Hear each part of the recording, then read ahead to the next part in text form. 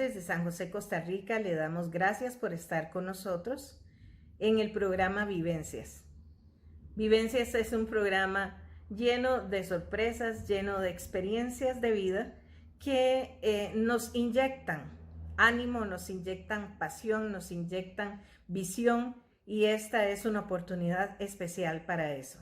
Estoy segura que así será cuando escuchemos a los pastores Álvaro Corrales y Margie Ramírez, quienes desde Álamo, Texas, nos estarán hablando.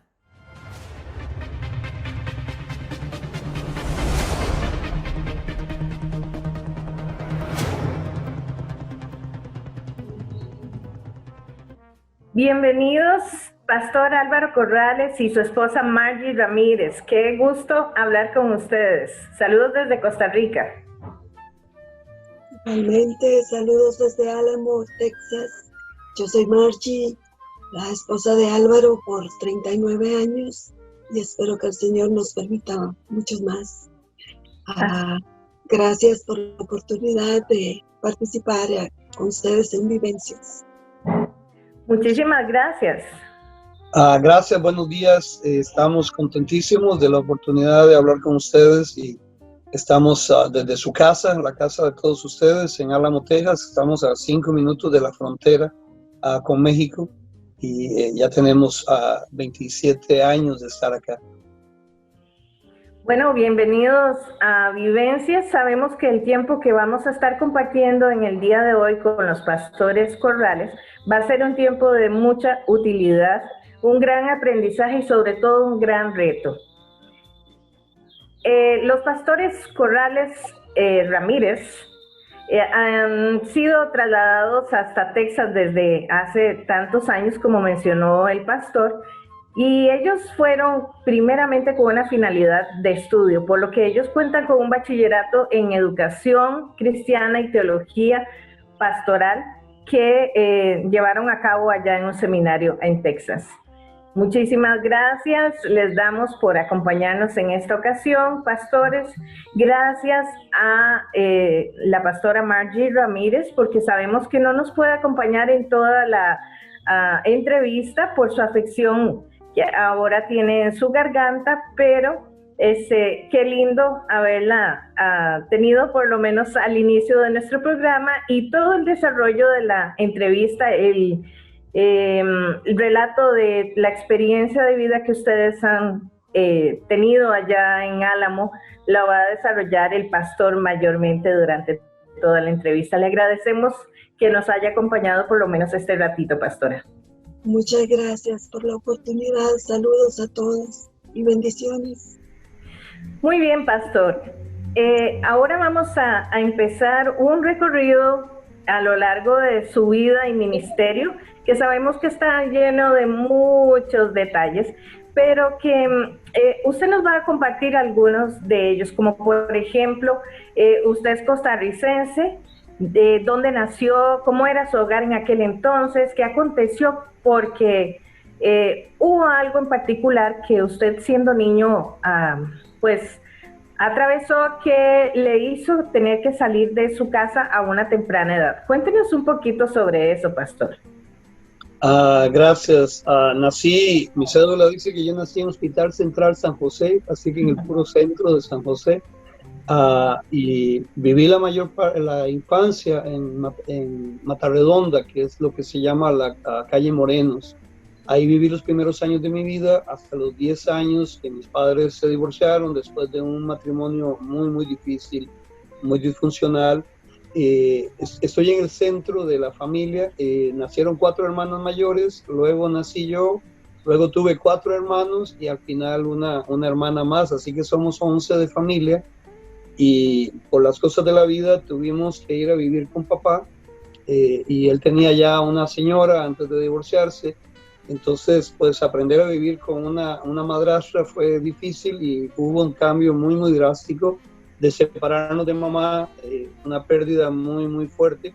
Y estuvimos viviendo ahí un tiempo en la calle Morenos, pero luego nos trasladamos a vivir a Limón, así que estuve mi juventud en Limón.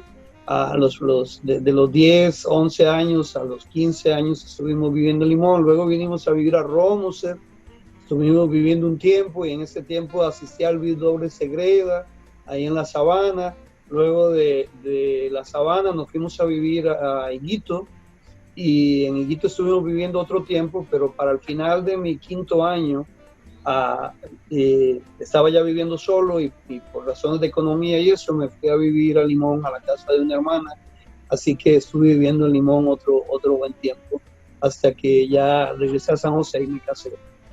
Bueno, pero vamos a devolvernos un poquitito, porque en esos años mozos, a veces la niñez y la adolescencia suelen marcar mucho el camino, ¿verdad?, hacia donde nos dirigimos.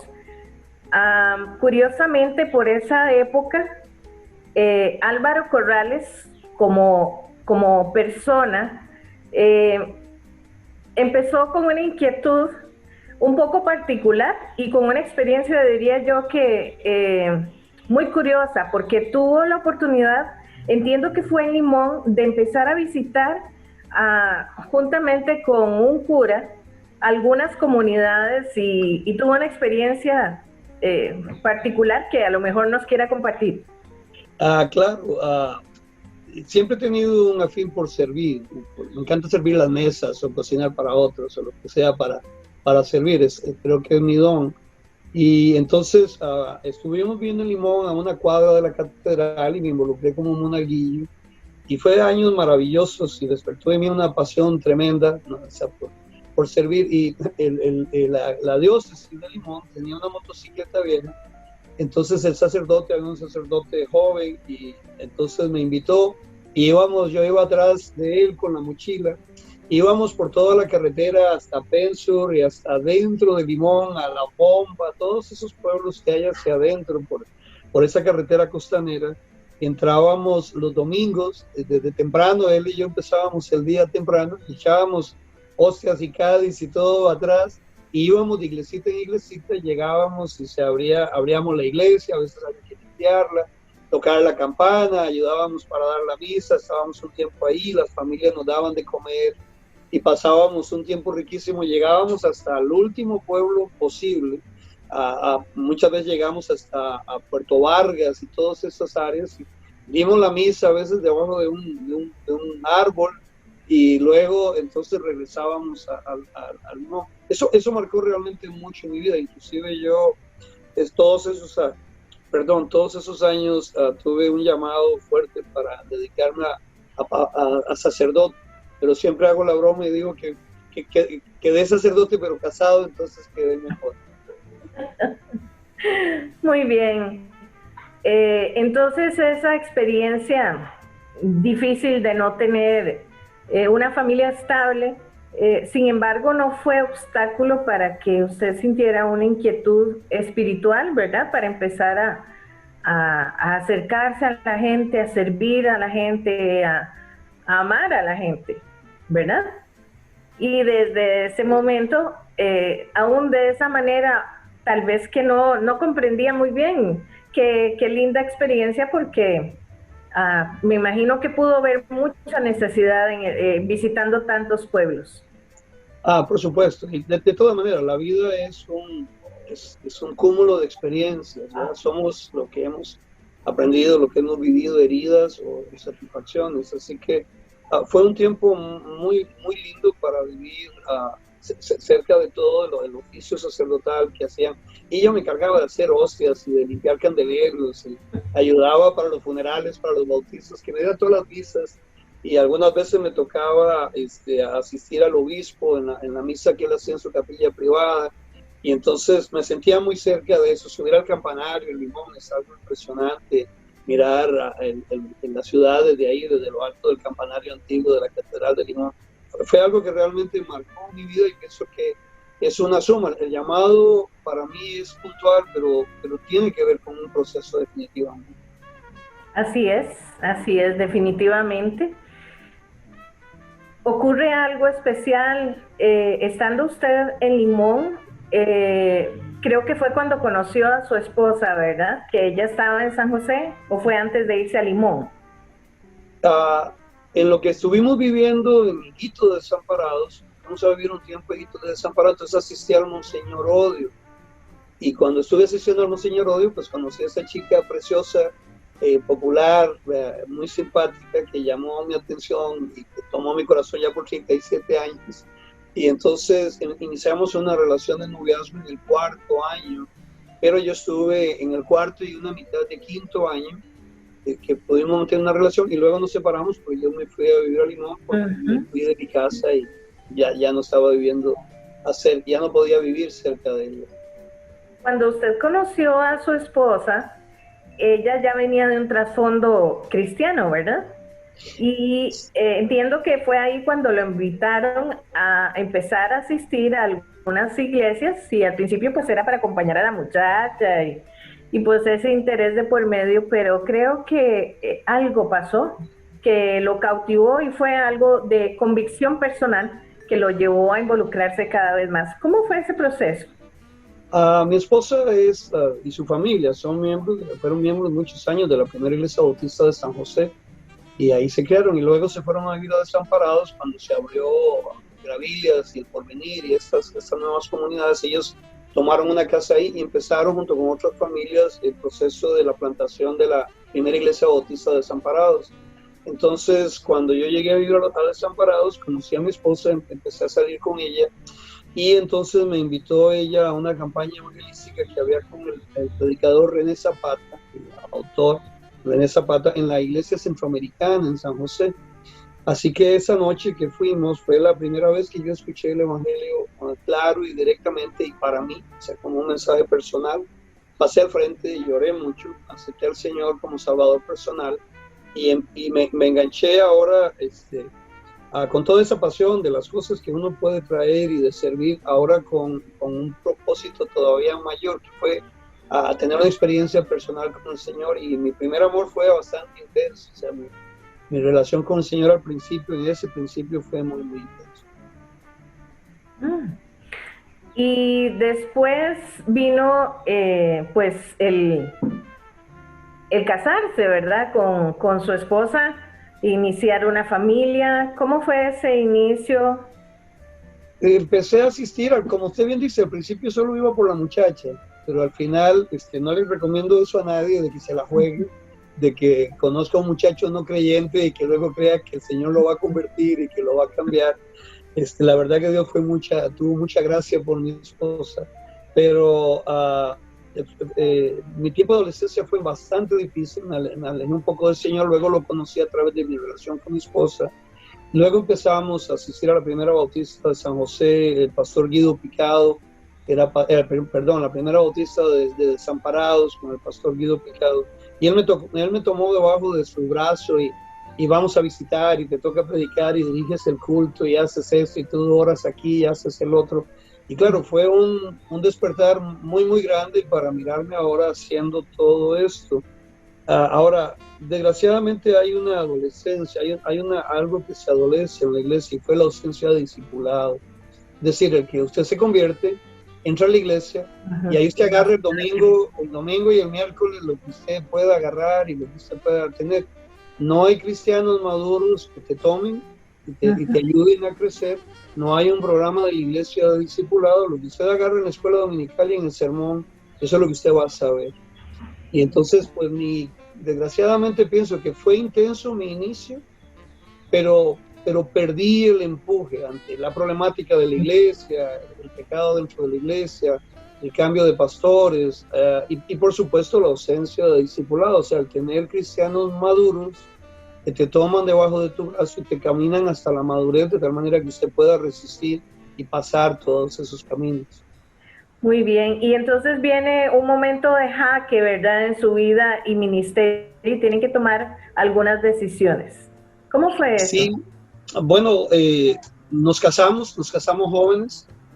Yo tomé un trabajo de policía de tránsito, luego trabajé para la UPD, Unidad Preventiva del Delito, y luego ahí salí, trabajé unos días en La Gloria, y estábamos esperando a Sergio. Fue un tiempo muy, muy difícil. Luego a Gustavo, mi esposa muy malita, y luego la economía muy difícil, y empezamos un pequeño negocio de cerámica. Y el negocio de cerámica fue creciendo muchísimo, llegamos a tener varias tiendas, teníamos muchísimos empleados y entonces el negocio me absorbió completamente ya no tenía tiempo para la iglesia, no tenía tiempo para la familia, estaba ganando dinero, ganaba mucho, empezamos a viajar, compramos auto, compramos casa, compramos cosas. Estábamos bien económicamente, pero el matrimonio ya no funcionaba, la iglesia no había mucho tiempo, yo seguía siendo fiel con mi diezmo, con mi ayuda, con mi presencia en comités, en algún trabajo, pero no en mi crecimiento personal. A veces nos quedamos en ese fariseísmo que lo que importante es lo que sé, no lo que hago, y entonces revertió en que tuvimos una crisis matrimonial. Junto a la crisis matrimonial, yo tenía un problema de úlcera muy fuerte que lo había padecido por mucho tiempo, mala comida, mal tiempo, mal carácter, mucho trabajo, y entonces me operé exactamente hoy hace 31 años que me operé de la úlcera en el hospital de Cartago y me fue muy mal en la operación. Esa operación fue muy difícil, se me infectó, estuve muy mal, tuve un tiempo muy difícil. Aparentemente me pasaron a sala, luego me volvieron a pasar a cuidados intensivos y es posible, yo no lo trato de hacer en una forma etérea o espiritualista, pero sí siento de haber tenido una experiencia personal con el Señor, una conversación con Él muy seria sobre un cambio en mi vida o no hay más tiempo. Es una llamada de atención fuerte. Y no estoy hablando de que hice promesas o algo así, sino sencillamente una conversación con el Señor que al despertar, el doctor me dijo que, mira, tengo mucha hambre, todo vuelo a sangre porque había tenido un vómito muy fuerte, tenía una pérdida de sangre interior y no sabían qué era. Y él me dice, le digo, quiero bañarme, tengo hambre y me quiero ir para casa pronto. Y él me dice, mira, los muertos no hablan, ni caminan, ni comen. Ayer tú te nos fuiste por un momento, después lo te recuperamos, estábamos en los tratamientos, te dejamos así porque recuperaste la presión, recuperaste todo, estabas a punto de entrar a sala otra vez para abrirte, porque pensamos que habíamos picado una vena, una arteria o algo, y por eso era que estabas teniendo pérdida de sangre. Y pues esto bastó. Cuando yo desperté, la verdad es que era otra persona. Mi amor por el negocio había cambiado, mi pasión por la iglesia había regresado, mi deseo de recuperar mi familia y el tiempo perdido había regresado. Pero ya mi esposa no quería, ella me dijo, o sea, me dio la advertencia de que me quedara para recuperarme, pero que después de recuperarme ella quería el divorcio. Así que le pedí una oportunidad, que me diera una oportunidad. Ella tenía que hacer cambios en su vida también. Y en eso entonces vino una situación en la vida de ella particular, que un hermano de ella tuvo un accidente allá en el aeropuerto, su carro dio varias vueltas y él salió expulsado del auto y se dañó la columna vertebral. Él murió el año pasado y los últimos 30 años de su vida vivió en una silla de ruedas. Pero eso fue suficiente para mi esposa para que ella también quisiera cambiar. Así que ahora de ser nominales y muy ocupados y con una vida aparte y asistiendo a la iglesia cuando podíamos, vino un compromiso muy serio, tanto de parte mía, que había empezado unos días antes con la cirugía, ese deseo de entrar y entonces entrábamos a Cutris y a San Juanquís de Cutris y allá todas esas áreas donde nuestra iglesia tenía misiones para apoyar. Y entonces mi esposa se involucró también en la femenil, en la iglesia, en crecer, en cambiar, y empezamos a tomar los dos clases en el seminario en San José. Siempre confundo el nombre de CEPA con CEPECA, en el CEPA. Empezamos a estudiar ambos y empezamos a ver que no era suficiente, o sea que lo que estábamos haciendo, manteníamos el negocio, la casa, pero yo empecé a cerrar el sábado al mediodía, irme para casa, el domingo no trabajaba, no tocaba nada. Y empecé a comprometerme mucho más con mi iglesia y ahora ir como familia a las misiones y eso. Y empecé a sentir aquello para lo cual había sido hecho, ¿verdad? O sea, a volver a lo que el Señor quería para mí. Y era superior al dinero, a la casa, al carro, a las cosas que pudiéramos tener materiales. Teníamos mucho gozo en esta nueva vida. Sí, y ese servicio que empezaron a dar en lugares aquí en Costa Rica, eran puntos de misión de las iglesias y ustedes iban con grupos o cómo lo hacían. Desde entonces algo empezaba a llevarles por ese rumbo, ¿verdad? Porque más adelante en la historia nos espera una relación con relación a eso. Claro, lo que digo, la vida es una suma de experiencias. Dios va a usar todo, incluido, Él no quiere que pequemos, pero incluido va a ir nuestro pecado y nuestras ambiciones y nuestros defectos y nuestras pasiones. Así que la Iglesia Bautista de Desamparados tiene una pasión misionera y ellos tienen una fuerza, teníamos una misión en ese tiempo en San Carlos, en Ciudad Quesada, y yo entraba con frecuencia para ir a predicar, pero también teníamos en la zona norte y abriendo más campos. Entonces, a mí me encantaba irme con pick-up y teníamos una motocicleta y la ponía atrás y entonces echaba material de construcción. Y como mi papá es constructor y yo crecí en construcción, entonces he ido juntando todas esas experiencias. Entonces yo entraba y entre viernes, sábado y domingo, entonces el sábado tomábamos la mañana, el viernes que llegábamos para hacer trabajos de construcción, reparar la electricidad, construir cosas, hacer cosas de cemento, y luego los fines de semana y luego el domingo la predicación. Entonces nos íbamos a visitar a los hermanos allá a través del río San Carlos. Recuerdo estar gritando: hermano, mañana hay culto, ¿a qué hora? Y nos comunicábamos en esa forma, no era tiempo de celulares ni mucho menos, y entrábamos a las fincas a invitar a los hermanos, y entonces pasaban el domingo en la mañana juntos, predicábamos, comíamos, hacíamos alguna otra cosa y regresábamos a San José. Y entonces lo podíamos hacer ahora con los hijos, y mi esposa disfrutaba esto y nos acompañaba, y ella entraba sola con la femenil o yo con los varones, o estábamos siempre involucrados en el crecimiento de la iglesia, y la iglesia vio en mí la pasión y entonces reconoció eso y me nombró pastor laico. Es decir, un pastor de la iglesia, estaba don Alfredo Sáenz y habíamos otros 3 pastores, y yo era el pastor administrativo, me encargaba de la parte administrativa de la iglesia. Don Daniel Azofeifa se encargaba, era el pastor de las misiones, y juntos hacíamos un comité pastoral. Y entonces empecé a crecer en la predicación, en la escuela dominical, con doña Ninfa Azofeifa y otros que tuvieron paciencia conmigo, y empecé a crecer en la pasión de enseñar y de transferir y de ver crecer a otros, y sobre todo en el ministerio, que pienso que fue lo que falló en mi vida, en el discipulado, en tomar los muchachos, en ponerlos debajo del brazo, en ayudarlos a crecer y a pasar por el tiempo difícil hasta verlos convertirse en hombres maduros y efectivos para la iglesia. Así es. Y se llega a un momento muy clave, casi que inesperado para ustedes, si fue el obtener una beca en un seminario de Estados Unidos.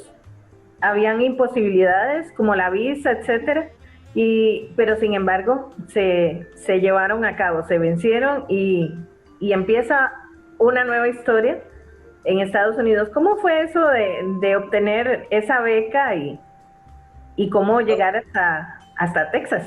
Ya la verdad es que Dios va cosiendo todas tus costuras hasta hacer lo que somos, hasta hacer ese cuadro que Él va haciendo con nuestras vidas, que solo a Él podemos dar la gloria.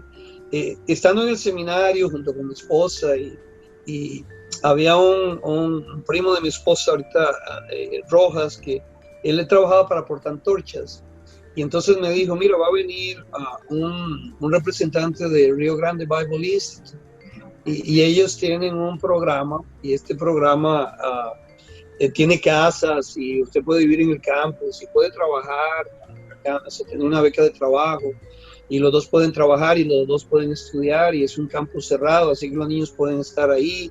Y oye, me sonó muy, muy bonito. O sea, hablamos un día en la noche, estábamos tomando el café en el break del seminario, y hablamos de esto, y entonces el señor venía el sábado, Wilson Campo Verde, y fuimos a la primera entrevista allá a los Altos de Guadalupe, ahí por Moravia, por ahí quedaba Portantorchas, y tuvimos la primera entrevista. Nos gustó muchísimo, y él nos invitó a ir al ministerio de la Biblia, al frente de Plaza Víquez, y entonces ahí volvimos a escucharlo de nuevo. tuve una entrevista con él en forma un poco más privada y él me dijo, te doy una aplicación y si me la llenas, me la llevo de una vez. Yo voy a estar unos cuantos días más aquí. Corrí porque mi pastor de corazón era Estuardo, mi consejero y mi almohada, y entonces corrí con Estuardo para que revisáramos el currículum y mirara si era algo serio, porque estás hablando de familia, de negocio, de casa, de raíces, y moverse así por una ilusión o por que fuera en Estados Unidos o lo que fuera, era un asunto muy serio. Escuchamos consejos. Estuardo me ayudó muchísimo para mirar el currículum y esto, y la acreditación de la escuela y otras cosas, y tomamos la decisión de llenarlo y se lo dimos a este reclutador de RGBI, Mission Campo Verde. Él lo trajo y eso fue en los días de noviembre, y para diciembre, los primeros días de diciembre, nos contestaron que sí, que nos aprobaban. Pastor, y una vez que ustedes se trasladan allá a Texas, realizan su tiempo de seminario, empiezan a servir en la congregación en que estaban, reciben una invitación especial creyendo ustedes que iban a regresar a Costa Rica, reciben una invitación y diría yo que hasta una confrontación especial por parte de una señora mayor, ¿verdad?, que les planteó el por qué ustedes no podían continuar ahí. Esos no eran sus planes. ¿Cuáles eran sus planes entonces? Cuéntenos. Siempre quisimos regresar a Costa Rica. O sea, la verdad es que nuestro corazón estaba en la zona norte y que la iglesia nos nombrara misioneros en San Carlos, y de ahí es partir del currículum que habíamos logrado, la experiencia que pudiéramos tener entre los pastores, o la siembra de nuevas iglesias, un discipulado fuerte de pastores en esa área de desarrollo de liderazgo, tomando el modelo de Pablo, ¿verdad? De no solamente sembrar, pero desarrollar líderes. Y recibimos presión para quedarnos acá, para quedarnos en el seminario, para ir. Y al final, cuando trabajamos con este grupo y conocimos a mi hermano Johnson, nos invitó a quedarnos un tiempo. Yo le dije, yo te ayudo con una iglesia, pero no para quedarnos. Vamos a estar, nosotros vinimos por un año, pero luego el seminario y las circunstancias, y dijimos, sabes, vamos a terminar el proyecto. O sea, vamos a terminar los 4 años. Vamos a hacer los 4 años y vamos a sacar lo que equivale a una licenciatura. Yo escribí una tesis, así que realmente yo tengo una licenciatura, pero aquí en los Estados Unidos es un bachelor. Entonces, y mi esposa también sacó el bachelor en educación, y dijimos, vamos a terminar este esfuerzo. Cuando decidimos terminar este esfuerzo, nos pidieron ayudar en varias iglesias. Habían 30 iglesias sin pastor aquí en el área, nada más de la denominación Bautista del Sur. Y el director de la asociación me ofreció varias, pero al final yo le decía que no a todas, por alguna razón, queda lejos, esto, el otro. Entonces me dice, bueno, la más cercana al seminario, que queda 10 minutos, es la primera iglesia bautista de Álamo, pero no quiero enviarte ahí. Es una iglesia muy difícil, ha tenido 3 pastores en los últimos años, es una iglesia que hay algunas familias que son los dueños, y ellos corren los pastores, y no quisiera que te lastimaran. Y además tú creo que podrías hacer mejor en una iglesia un poco más grande, una iglesia diferente. Yo dije, no, mira, esa es la mera que quiero. El que no puede con los de a pie, no puede con los de a caballo, así que ahí me van a enseñar, y lo machito se me va a quitar, y voy a ver en qué les ayudo. Al cabo yo no estoy para quedarme. Iniciamos el proyecto con ellos de 4 años haciendo cambios. Tuvimos una división nomás entrando a 6 meses para hacer cambios. Es una iglesia muy, muy legalista, muy tradicional, un edificio pequeño de 3,000 pies cuadrados, perdón que hable en pies, pero ya se me olvida cómo hacer la transferencia. Es una iglesita pequeñita de un lotecito, y estábamos detrás de una iglesia católica muy, muy grande, muy linda, edificio muy, muy bonito. Y empezamos a trabajar con ellos y hacer cambios, apertura y salir del legalismo, el ministerio de la mujer y el pantalón y cosas que no imaginas, la Santa Cena, la santidad del templo. La cena no la podía hacer no podía hacer de día ni de mañana, tenía que ser de noche porque era cena y no se podía tener cena. Tantas cosas que quisimos empezar a cambiar y que fuimos cambiando, sobre todo la visión a misiones, que era mi pasión, a salir a hacer cosas. y esa miopía de ellos, de no, nosotros tenemos necesidades y cómo le vamos a ayudar a otros, y esas ganas de golpearlos con la Biblia y decirles, ustedes son ricos, ustedes están de este lado de la frontera. Y una de las cosas que nos encantaba de estar aquí, cerquita de la frontera, es que aquí hay mucha pobreza. En el área donde nosotros vivimos es el área más pobre de los Estados Unidos. Y hay pueblos sumamente pobres y colonias sumamente pobres, pero también estamos a 5 minutos de América Latina, estamos a 5 minutos de México, y podemos encontrar la más terrible pobreza, necesidad, cárceles, asilos de ancianos, que no imaginas del otro lado de la frontera, solo 5 minutos de nosotros, y podíamos desarrollar todo un ministerio con ellos, así que empezamos a desarrollarlo, pero siempre la idea era salir. Cuando faltaba un semestre para salir, empecé a tratar de hacer un comité de púlpito para que buscaran un pastor y hacer una transición entre el nuevo pastor y yo, y empezar a orar por ese nuevo pastor y por esa transición, que el Señor los bendijera a la iglesia local, a la iglesia de Álamo.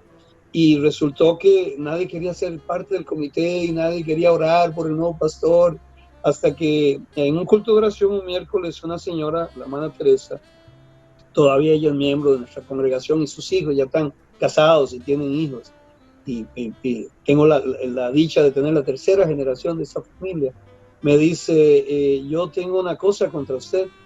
Usted nos enseñó, nos abrió la puerta y nos enseñó el mundo y la responsabilidad que tenemos con los pobres, con las viudas, con lo de afuera. Y nos enseñó a orar por misiones, y nos enseñó a ir, porque ellos empezaron a ir a misiones. Y dice, y ahora usted quiere irse porque usted ama a todo el mundo, usted quiere irse a cualquier lugar, y usted ora por todos los lugares, usted está dispuesto a irse a cualquier lugar del mundo, menos con nosotros. Usted no nos ama, usted no quiere a los mexicanos, usted no quisiera quedarse aquí. Y bueno, ciertamente si usted conoce el área, es plano, es seco, es desértico, y el Río Grande no es grande ni el río, es un caño enorme a la intemperie, con aguas pestilentas, y no nos gusta, o sea, no hay montaña, no hay verde. Si yo hubiera querido decidir quedarme en Estados Unidos, hubiera cogido North Carolina o Kentucky o un lugar de esos un poquito más boscoso, más verde, con más ríos, más naturaleza o qué sé yo. Pero siempre hago una broma y dice que el Señor yo le pregunté al Señor, ¿dónde me vas a mandar? Y Él me dijo, desierto, desierto te digo, y me mandó al desierto. Así que nos quedamos acá. Bueno, esta hermana me hizo esa confrontación, mi esposa y yo nos dolimos, oramos y miramos en nuestro corazón que tal vez ella tenía la razón. Y la palabra que más quedó en mi corazón es, cuando usted se vaya a ser pastor de otra iglesia, nosotros nos vamos a quedar sin pastor. Yo no entiendo eso, me dijo ella. O sea, ¿cómo podemos orar para que usted vaya a ser pastor de una iglesia y yo quedarme sin pastor? Y traté de enseñarles que había necesidades mayores en otras partes y todo, pero ella decía, nosotros tenemos necesidad de usted, queremos que se quede. Así que nos decidimos quedar, mi esposa y yo oramos, hablamos con los hijos, decidimos quedarnos y hicimos un trato con ellos. Tenemos que vender este edificio, es muy pequeño. Antes no se los propuse porque yo no me iba a quedar, iba a ser asunto del otro pastor, pero si yo me voy a quedar, este edificio es muy pequeño, son 3,000 pies cuadrados.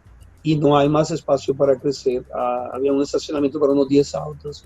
Ahora tenemos un estacionamiento para 60 autos y tenemos de 11,000 pies cuadrados de edificio, más otros edificios adicionales. No podemos crecer aquí, tenemos que vender el edificio. Y la otra, la iglesia va a ir a misiones. Vamos a salir y vamos a salir lejos, vamos a ir a donde el Señor nos lleve. La iglesia tiene que cumplir la gran comisión. Habíamos aprendido haciendo pequeñas cosas, pero ahora tenemos que hacer cosas más grandes. Si ustedes aceptan esos dos retos, yo me quedo. Y por supuesto, si inmigración cambia mi visa de visa de estudiante, que era la que tenía, a visa de residente. Y fíjate que sucedió un milagro increíble. Yo pedí una visa R1 que me permitía 3 años y yo no sabía la trampa, pero yo no sabía la trampa del Señor. Nosotros pedimos una visa R1 que me permitía 3 años más de ministerio y luego les iba a venir con el cuento de decirles, ya se terminó la visa, ya me tengo que ir. Pero el Señor tenía otra cosa para mí, porque no solamente entramos en un limbo de no tener papeles por un buen rato, es decir, pedimos el cambio de visa y estábamos legales en los Estados Unidos, pero no podíamos salir por un buen tiempo. Pero además de eso, cuando vinieron los documentos, nos dieron residencia, no R1. Así que ahora sí, de cierto te digo.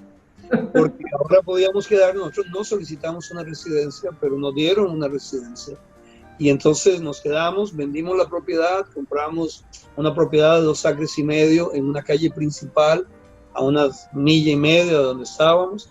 Y teníamos mucho espacio para crecer, teníamos una bodega grande, una casa extra, donde iniciamos un ministerio con estudiantes de RGBI, una bodega para el Ministerio de los Pobres, el ministerio local, la cual se expandió y ahora asistimos a muchas iglesias a México y el mundo. Así que cambió todo. ¿Y cuál es ya para entrar, digamos, que nos cuente cuál es el ministerio entonces que Dios lo llamó en Álamo, Texas? ¿Qué servicio desarrollan ustedes? ¿Cuál es la visión de la iglesia? ¿Cómo Dios les está utilizando como puentes para bendecir a otros con tantas necesidades de todo tipo, ¿verdad? Cuéntenos cómo es eso. Mira, la primera cosa que creímos mi esposa y yo era que podíamos fundar o formar una iglesia que fuera ejemplo para iglesias hispanas en los Estados Unidos. O sea, nosotros siempre nos consideramos, tenemos un complejo de inferioridad y nos consideramos el blanco de todo. O sea, vengan, ayúdennos, dennos todo, porque nosotros no podemos. Y creímos que podíamos hacer una iglesia que podía producir, que podía dar al 100 por 1. Y más todavía. Entonces empezamos a desarrollar ese programa de discipulado, ese programa de liderazgo integral, un evangelio integral, preocupándonos que los muchachos no solamente crecieran en el evangelio y las familias, sino que esas familias pobres de migrantes, de personas que levantan las cosechas, sus hijos fueran a la universidad y crecieran. Y los tenemos, en su mayoría los tenemos en la iglesia, ahora son doctores, y son enfermeras, y son maestros. Entonces, por un lado creció el ingreso de la iglesia, pero la madurez de la iglesia, pero también esos muchachos crecieron en misiones. Entonces para ellos es normal tomar un avión, 30, 40, 60 personas, y irnos a África. Hemos podido ir a Liberia, hemos podido ir a Senegal como grupo, hemos podido ir a España, al sur de España, a Córdoba. Hemos ido a Nicaragua 3 veces, a Venezuela 3 veces, a Costa Rica 3 veces, estuvimos el año pasado, y hacemos un programa que se llama 100% Impacto, que es poner todos los líderes nuestros, de todas las especialidades que ellos tienen, a dar conferencias y a enseñar a las iglesias locales que podamos tocar en un lugar. Así que vamos a la isla de Ometepe y agarramos todas las iglesias de Ometepe, las trajimos a una escuelita pública local y ahí pudimos impactar educación, alabanza, administración de la iglesia, administración de finanzas, el tesoro de la iglesia, y llevamos una serie de recursos, todos los recursos que podamos. Así que si vamos a dar una conferencia de alabanza, muy posiblemente llevamos todos los instrumentos, llevamos todas las cosas, y esas cosas las vamos a dejar ahí en la iglesia local. Lo mismo que para educación, lo mismo que para administración.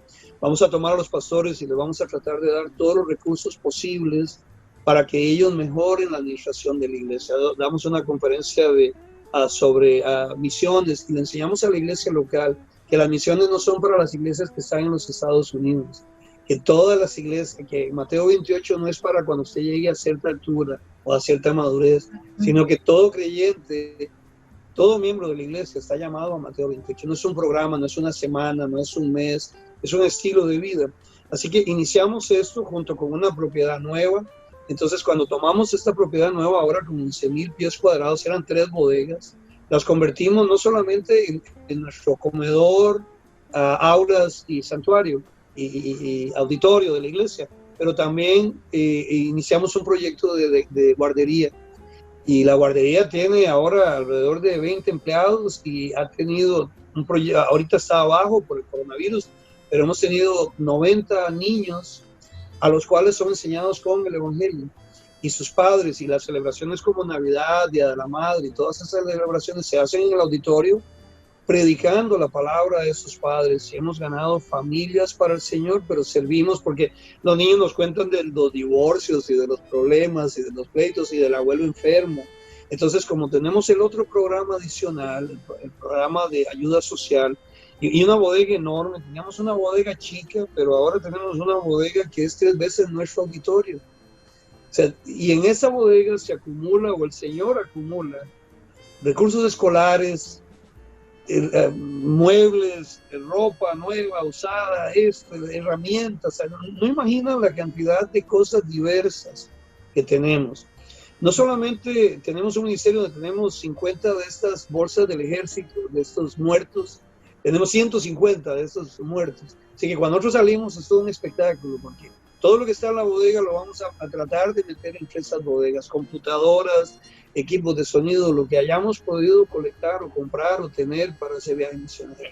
Exacto, ok, entonces ustedes como iglesia, Dios les da la visión de aprovisionar a otros ministerios, a otras iglesias, otros pastores, tanto ahí en la cercanía como van también a México y como bien lo mencionó, van a otros países y llevan aprovisionamiento. Eso pues no es algo que ustedes siempre compren o ustedes donen, sino que también recogen, ¿verdad? Recolectan de otros lugares. Es parte de la estrategia. Cuéntenos un poco sobre la estrategia que ustedes siguen para llevar a cabo la visión. Mira, estamos colectando siempre. Tenemos ahorita un contrato con una tienda, Lowe's, que es parecida a EPA en Costa Rica, y nos están donando todas las semanas una cantidad de cosas que no imaginas. O sea, todo lo que está en la tienda EPA, yo tengo un poquito de todo, un poquito de pintura, un poquito de brochas, un poquito de algo. Además de eso, durante el periodo escolar, al final del periodo escolar, que aquí es el mes de mayo, iniciamos una campaña en las escuelas para juntar material escolar. Aquí todo eso se tira a la basura. Lápices, cuadernos, crayolas, todo eso los alumnos lo dejan ahí, las maestras ponen unos contenedores grandes afuera, antes de salir a vacaciones las maestras limpian las aulas y ellas cogen todo eso y lo tiran a la basura, nosotros lo colectamos. Y nuestro departamento de la femenil, ellos la ponen crayolas en bolsas de Ziploc, de a galón, lápices en bolsas de Ziploc, todo en bolsas de Ziploc y luego todo va a cajas de leche. Y entonces todo se va poniendo y la bodega se van haciendo las montañas donde tenemos, por ejemplo, los jaboncitos y los champús de los hoteles y todo eso lo colectamos. Porque eso llegamos a los asilos de ancianos o a los lugares. Por ejemplo, el año pasado fuimos con Chepe Cebaña y estuvimos trabajando una semana con Chepe Cebaña ahí cerca del mercado Borbón, ahí de un estacionamiento, una semana completa. Así que teníamos ropa interior, teníamos champús, teníamos cientos de cosas y luego los muchachos nuestros que son enfermeras o que es esto, que es el otro, o una hermana de nuestra iglesia que corta el pelo. Bueno, pues ella cortó alrededor de cabello de 30 personas al día. ¿Y qué es ella? Ella es una hermana de la iglesia que corta el pelo. Y la hermana que cocina, ella va como cocinera, y la hermana que hace cada una de las cosas, sea lo que sea, va a ser bien recibido. Y por supuesto, a cada uno en su especialidad. En la mañana damos una escuelita de vacaciones, es posible que demos otra por la tarde, es posible que hagamos trabajo especialmente en las escuelas. A veces traemos todos los recursos a la iglesia y hacemos este sistema, le llamamos welfare espiritual aquí, que es, pobrecitos ustedes en la iglesia que son pobres, un gringo tiene que venir a limpiarles, o alguien de afuera tiene que venir a limpiar la basura, o a cortar el zacate, o a pintar, porque ustedes no pueden limpiar. Decimos, yo no voy a ir a Ometepe, o no voy a ir a Cutris, a San Joaquín de Cutris, a limpiar algo que los hermanos pueden limpiar, pero lo que sí nosotros podemos hacer es limpiar la escuela, o trabajar en la escuela y tener un testimonio de la iglesia local en la escuela, o impactar a través de la iglesia local las otras iglesitas, sin importar la denominación. Vamos a edificar los pastores de todo el lugar, de todo el pueblito, que vengan con nosotros para poderles dar los recursos que tenemos. Así que cuando llegamos a un aeropuerto, eso es todo un espectáculo, ¿no? Usualmente si vamos a tener a 60 misioneros, pues es posible que tengamos 2 maletas por misionero, 120 maletas. Y ellos solo van a llevar su backpack y su carry-on, su maleta personal, para llevar su ropa interior y sus cosas, porque todo el resto van a ser donaciones. Todo lo que está en nuestra bodega, que nosotros creemos que puede ser de bendición a la escuela, a la iglesia, pero a la escuela local. Claro, hacemos paquetes para las iglesias donde les dejamos bolas, donde dejamos todo este tipo de cosas, y tratamos de entrar a la escuela local. Le decimos a un director de escuela local, usted nos dejaría venir a arreglar los baños, nos dejaría venir a limpiar el salón, usted tiene laptop, usted tiene proyector, o la otra cosa es, le vamos a dar una clase de béisbol, una clase de fútbol, una clase de voleibol, vamos a traer las bolas, las nets y todo, vamos a dar un taller de esto, pero luego la escuela se lo va a dejar. ¿Usted nos dejaría hacer eso? Y por supuesto que nos dicen que sí. Estás hablando de iglesias muy pobres, en zonas rurales. Y luego de que lo hacemos, ahora le decimos, ¿usted me prestaría las instalaciones para en la noche tener una conferencia de padres sobre educación sexual o sobre mejorando la relación familiar? Sí, por supuesto que sí. ¿Usted me prestaría la semana de vacaciones? Vamos, tratamos de que sean las vacaciones de medio periodo.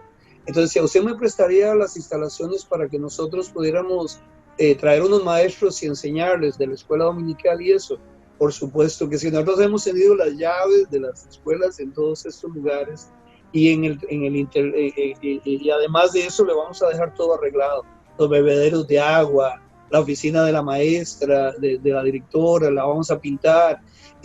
Esto podríamos hacer en una iglesia local, por supuesto que es pobre, pero el impacto mayor es si la iglesia trabaja en la comunidad y juntos trabajamos en la comunidad. Y nosotros entendemos que solo la primera iglesia bautista de Álamo va como instrumento de la iglesia local. O sea, nosotros vamos a ir como instrumento de tu iglesia. Es tu iglesia la que miran, es tu pastor al que miran. ¿Para qué yo quiero que la gente me mire a mí? Y toda esa hermosa labor que han estado haciendo desde Álamo, tanto en las cercanías cuando pasan algunas de las comunidades en la parte de México ya, también las han extendido a países muy lejanos. ¿A cuántos países lejanos como África o no sé si han estado en otros continentes, están haciendo algún alcance misionero? Depende de cómo lo mires. Por ejemplo, si miras que trabajamos con estudiantes del seminario, que los hemos sostenido, que los hemos ayudado y que ahorita tenemos contacto con ellos para ayudarles, pues estamos trabajando en Chile, en Ecuador, en Paraguay, en muchos otros lugares, en Kazajistán.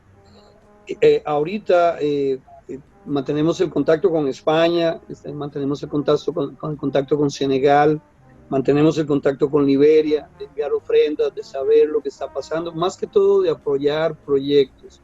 Nosotros nos hemos dedicado, o digamos, el modelo misionero que hemos desarrollado es apoyar la iglesia.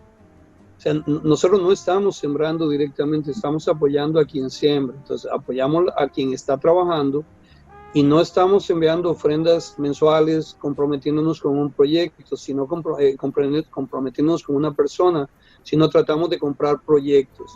O sea, vamos a comprar un proyecto de pozo de agua, vamos a comprar un proyecto de construcción. Ahorita estamos trabajando en un proyecto, apoyando un proyecto en Senegal de la construcción de un edificio para un seminario que acaba de iniciar.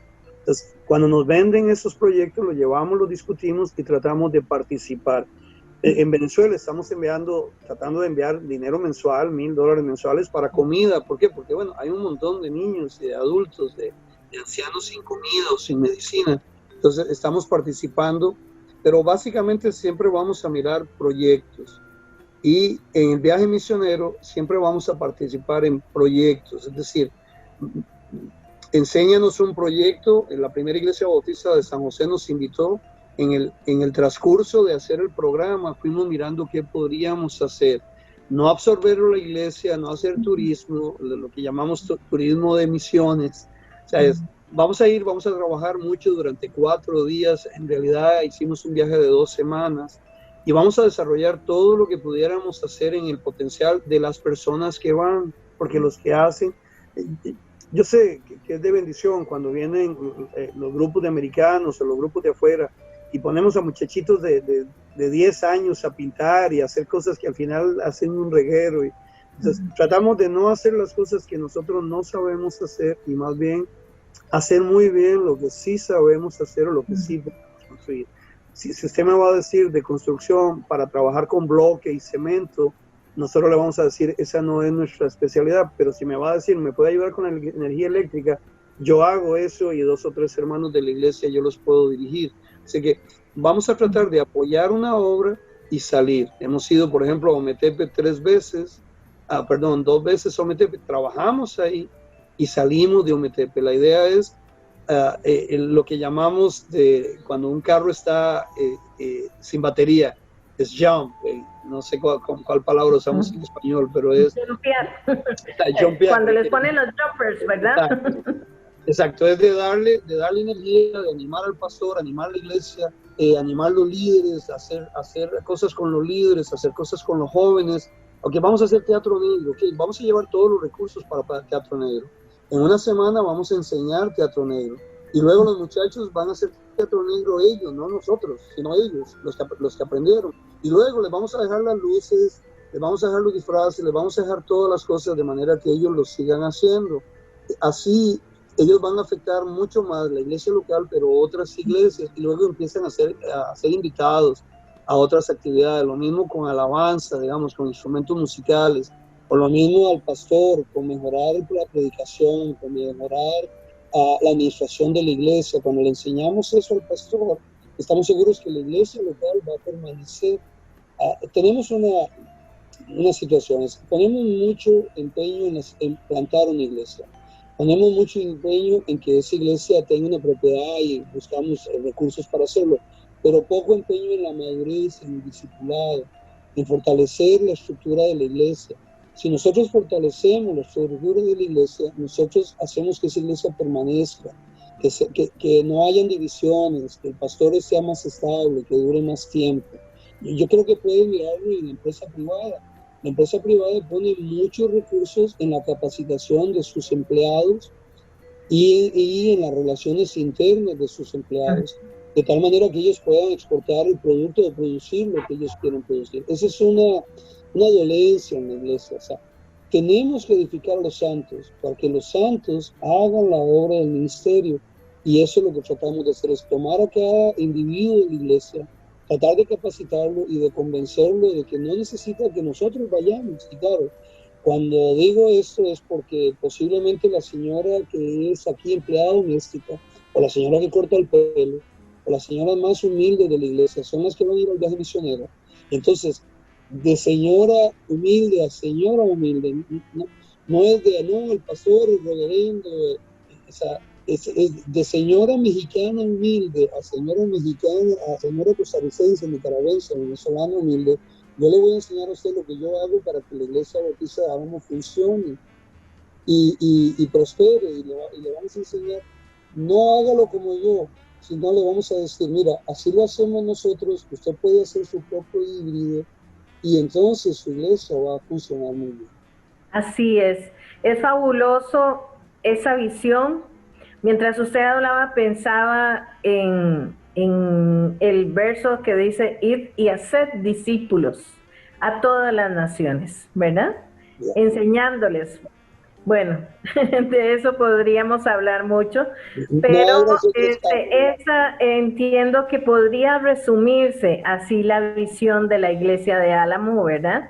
Es excelente, para mí es sumamente retador y es como, ojalá esto fuera contagiante y las iglesias y los miembros, sobre todo los miembros, porque todos estamos llenos de posibilidades que nos rodean y cómo unir esas posibilidades, reunirlas, tener esa visión de cooperar. Bueno, esto que yo tengo, lo mínimo, como usted decía, no importa, no hay que tener mucho para poder compartir. Lo poco que tienes, de eso poco, cómo poder compartirlo, quién eres, lo que has aprendido en la vida, lo puedes reproducir a otras personas. Excelente, pastor. Yo creo que tenemos que ir finalizando. ¿Y qué tal si usted nos deja un reto para quienes nos están viendo, ya sea iglesias, sean personas que no han conocido al Señor, como también aquellos que se están planteando cómo yo puedo servir desde aquí para la obra misionera? Hay mucho por hacer y tenemos muchas posibilidades a nuestra mano. ¿Cómo podemos unir esfuerzos entonces? Yo creo que la primera de todas es que hay mucha gente acercándose a la iglesia y mucha gente saliendo.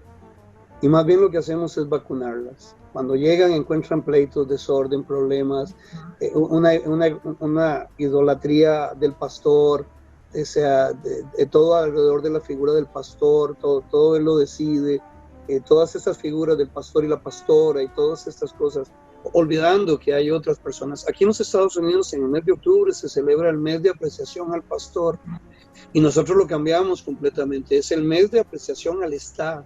Y cada domingo apreciamos un departamento, pero el último viernes, que hubiera sido el viernes pasado, ayer, yo hago una comida donde yo cocino para todos ellos y se les da una playera, se les da una camiseta y se les da un regalo y se les da un premio y se les anima a seguir haciéndolo, porque la iglesia es un trabajo en equipo. Ustedes no vienen el domingo para escucharme y no atraviesan toda la ciudad para venir a escuchar al doctor y al reverendísimo y al ilustrado y al iluminado.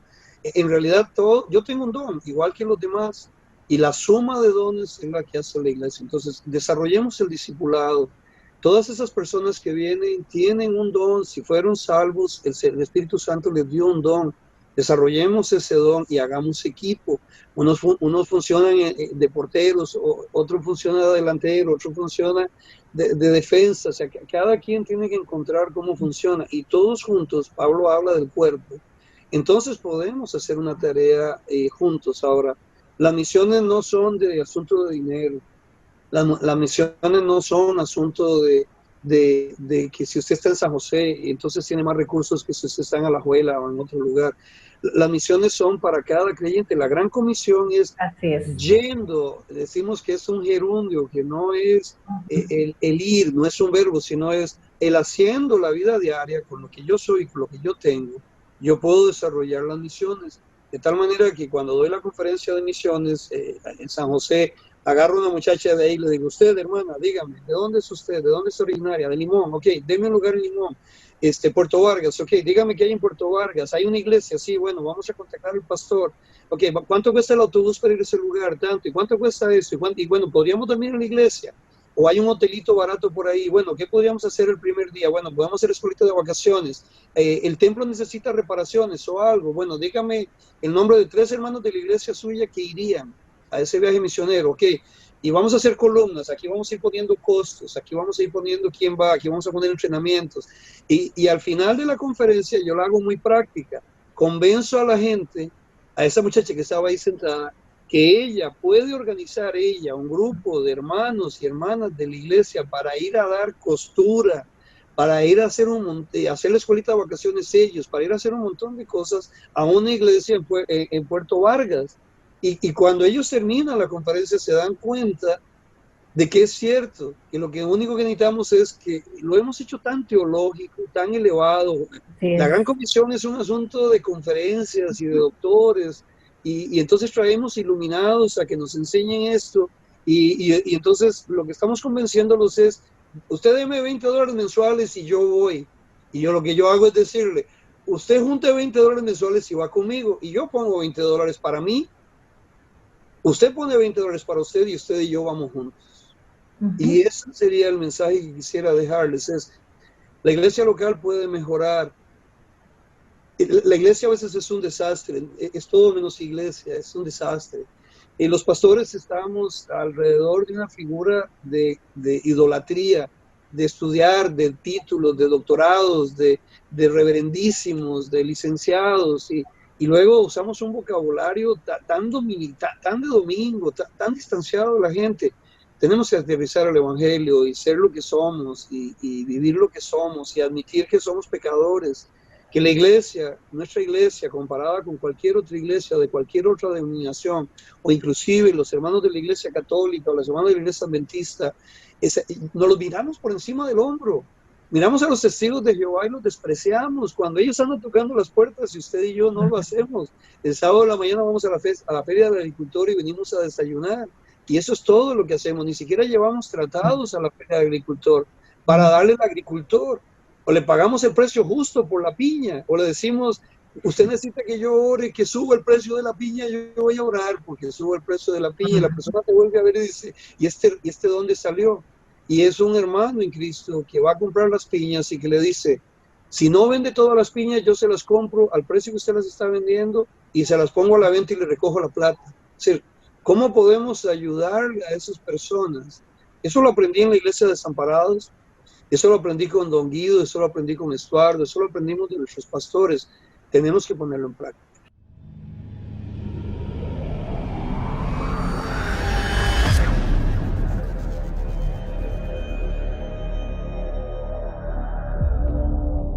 Pastores Corrales Ramírez, muchísimas gracias por este tiempo compartido con nosotros. Esperamos que todo este aprendizaje que nos han transmitido puedan ser de mucho reto a nuestros corazones. Hay mucho por hacer, hay mucha gente en necesidad, hay mucha facilidad y oportunidad de servicio. Así es que pongámonos en marcha, pongámonos de acuerdo, unamos esfuerzos y realicemos grandes cosas para Dios.